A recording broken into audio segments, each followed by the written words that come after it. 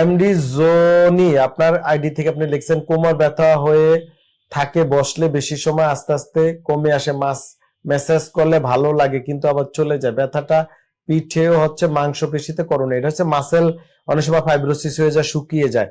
আমরা যখন দীর্ঘ সময় এক জায়গায় বসে থাকেন, পানি কম খান, হাঁটা চলাফেরা কমে যায়, মুভমেন্ট কমে যায়, তখন এই সমস্যাগুলো দেখা দেয়। তো আপনি হাঁটা চলাফেরা মুভমেন্ট বাড়ান, রেগুলার অন্তত 3-4 কিলো হাঁটার অভ্যাস করেন, ব্যথায় মলম দেন, গরম সেক দেন, কুসুম গরম পানিতে গোসল করে দেখেন, এবং আপনি প্রয়োজনে একজন আমার মতো বাত ব্যথা বিশেষজ্ঞকে দেখিয়ে আপনি চিকিৎসা নিতে পারেন।